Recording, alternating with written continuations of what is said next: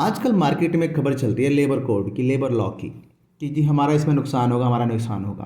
तो क्या सच में आपका नुकसान होगा? आज इसी की बात करते हैं। ये है अरविंद बात कही दोस्तों। नमस्कार दोस्तों, आप देख रहे हैं अरविंद बात कही और आज हम बात करते हैं कि जो गवर्नमेंट ने लेबर लॉ को रिफॉर्म किया है, जी हाँ, जो लेबर लॉ को रिफॉर्म किया है उसमें किसका फ़ायदा है, किसका नुकसान है। अगर आप नौकरी पेशा हैं तो ये खबर आपके मतलब की है, आपकी जान पहचान आपकी है और आप पे इस पर ध्यान देना चाहिए।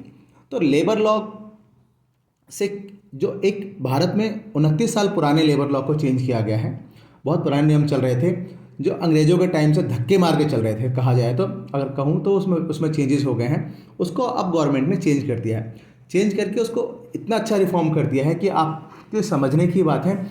तो अगर आप इसको समझ जाएंगे तो आपको समझ में आएगा कि इसमें कोई आपका नुकसान नहीं है। जिस एक नुकसान की बात कही जा रही है कि आपकी सैलरी कम हो जाएगी, जी हाँ, तो आपके पास जो डायरेक्ट कैश आता है वो कम हो जाएगा, उसमें कोई शक नहीं है, ये बात 100% सही है।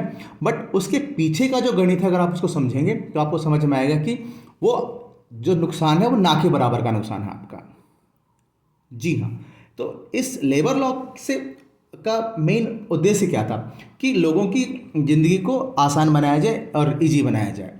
चाहे वो सिक्योरिटी हो, सेहत को हो, किसी को भी लेके सब पे आपको इसके फ़ायदे कितने होंगे। मैं आपको एक छोटा सा एग्जांपल देता हूँ। हम कॉर्पोरेट में काम करते हैं, आप कॉर्पोरेट में काम करते होंगे तो आप भी जानते होंगे कि वहाँ पे एक ऑन रोल एम्प्लॉय होता है, एक ऑफ रोल एम्प्लॉय होता है। तो अगर मैं आपसे पूछूं कि ऑन रोल और ऑफ रोल में क्या फ़र्क है तो आप मुझे कमेंट में बताइएगा। वैसे मैं आपको बताता हूं तो, और इसको लाइक कीजिएगा। तो ऑन रोल के पास कुछ सुविधाएं मिलती हैं। अब कौन कौन सी सुविधाएं मिलती हैं आप अच्छा जानते होंगे, आप मुझे इस पर कमेंट करके बता सकते हैं। और ऑफ रोल का एम्प्लॉय को कुछ कम सुविधाएं मिलती हैं। तो हालांकि दोनों एक ही जगह काम कर रहे हैं ना, कोई अलग तो काम नहीं कर रहा, दोनों एक ही कंपनी में काम कर रहे हैं। तो इससे क्या होगा कि जो ऑफ रोल और ऑन रोल को इक्वल हो जाएंगे सारे सारे। जी हाँ, दोनों में अब कोई फ़र्क नहीं रहेगा। ऑफ रोल को जो सुविधाएं मिलती हैं वही ऑन रोल को मिलती हैं। हालांकि कुछ जगह ऐसा भी देखा गया है जहाँ पे फूड को भी लेके होती है।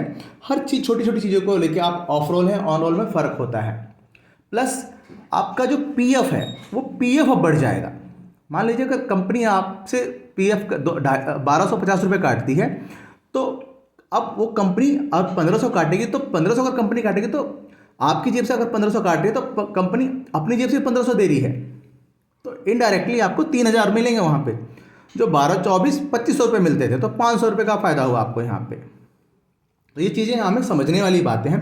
प्लस आप दूसरा क्या है कि आपका जो ग्रेजुटी है, ग्रेजुटी आपकी अब कितने टाइम में आएगी। तो पहले तो ग्रेजुटी होती क्या है, ग्रेजुटी एक धनराशि होती है जो कंपनी उसकी लंबी वफादारी के लिए देता है।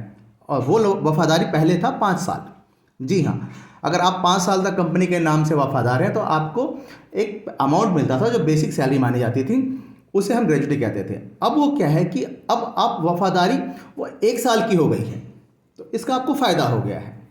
जी, उसका फ़ायदा हो गया है। तो एग्जाम्पल के लिए अगर मैं कहता हूँ कि आप 15,000 आपकी बेसिक सैलरी है तो आपको कितनी ग्रेजुटी मिलेगी। जी हाँ, समझिए, अगर आपकी 15,000 बेसिक सैलरी है तो आपको कितनी ग्रेजुटी मिलेगी। तो आपको ग्रेजुटी मिलेगी 15,000 बेसिक सैलरी पे। आप मुझे बताइए कि आपको कितनी ग्रेजुटी मिलनी चाहिए और कितनी मिलनी चाहिए। अगर ये 5 साल होती तो, अब हालांकि अब ये टर्न 1 साल का हो गया है, तो सीधा सा है कि आपके जो वर्किंग डेज हैं, जो आपके जो वर्किंग डेज काउंट किए जाते हैं, आपके जो वर्किंग डेज होते हैं, वर्किंग डेज माने जाते हैं 26 दिन। जी हाँ, आपको महीने के 26 दिन के वर्किंग डे माने जाते हैं और उसी पे आपकी बेसिक सैलरी बनती है। अगर आप सोचते हैं कि आपको 30 दिन की वर्किंग डे माना जाता है तो ये गलत है। आपका 26 दिन का वर्किंग डे होता है, उसी पे सैलरी बनती है। आपके 26 दिन पे सैलरी बनती है। जी हाँ। तो अब हम बता रहे हैं ग्रेजुटी को कंफर्म कैसे करें, चेक कैसे करें। तो पहले तो क्या होगा कि ये जो 5 साल की थी वो अब टाइम आपका 1 साल का हो गया है। आप 1 साल काम करते हैं तो आपको ग्रेजुटी मिलेगी। जी हाँ।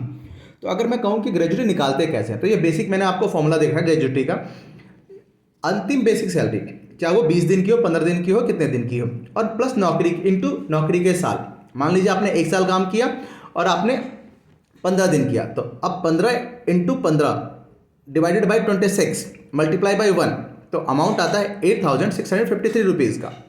तो ये आपकी ग्रेजुटी है। अब इसको अगर आपने 5 साल में किया तो 5 साल से कन कर लीजिए, तो यही पैसा पहले 5 साल में मिलता था, तो वही है। तो इसमें आपको यहाँ पे बेनिफिट होगा।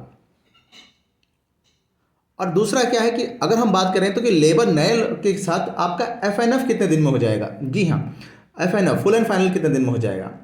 तो पहले कंपनियां 30 दिन के अंदर आपकी पेमेंट करती थी। अगर आप किसी में ज्वाइन कर लेते हो तो आपको जैसे आपका एसेट मैनेजमेंट सारा ले लिया जाता है तो 30 दिन में अगर करती थी। तो अब इस नए लेबर लॉ के साथ क्या होगा कि आपकी इन हैंड सैलरी तो कम हो जाएगी, बट आपके पास ग्रेजुटी और आपका PF बढ़ जाएगा। ये चीज़ है। अब नए लेबर लॉ है क्या आपके पास, आप समझिए एक बार। तो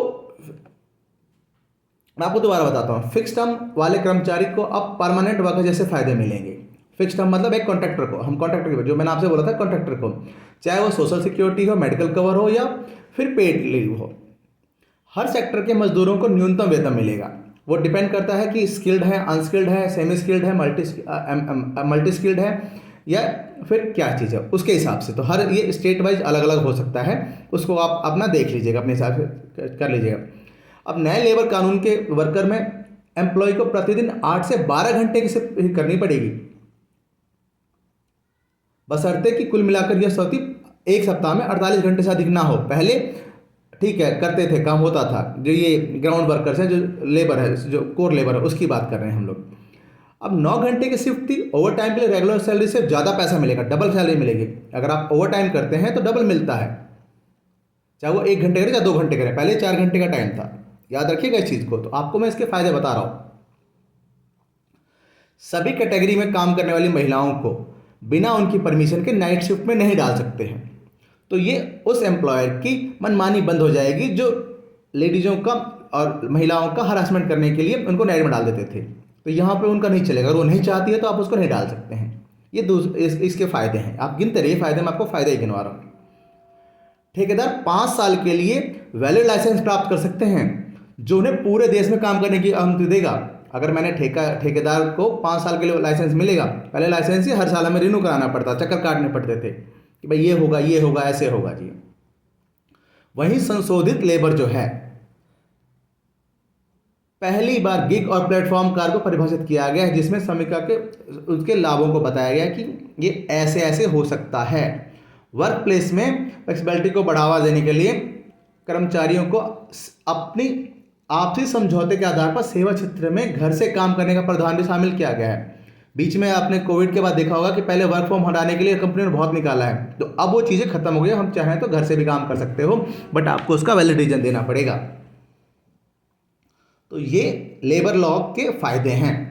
अब कुछ लोग क्या करते हैं कि कुछ इससे कंपनी को ज़्यादा नुकसान है, आपको कम। तो कंपनियां क्या कर रही हैं कि आपको बोल रही हैं कि नहीं नहीं भाई ये करो, हमें नुकसान है, क्योंकि उनको पैसा ज़्यादा देना पड़ रहा है। ये है अरविंद बात कही, आप देख रहे हैं अरविंद बात कही।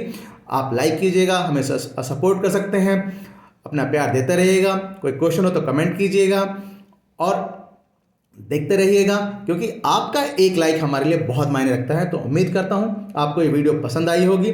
अगर पसंद आई होगी तो जय हिंद, जय भारत जरूर लिखिएगा, वंदे मातरम जरूर लिखिएगा।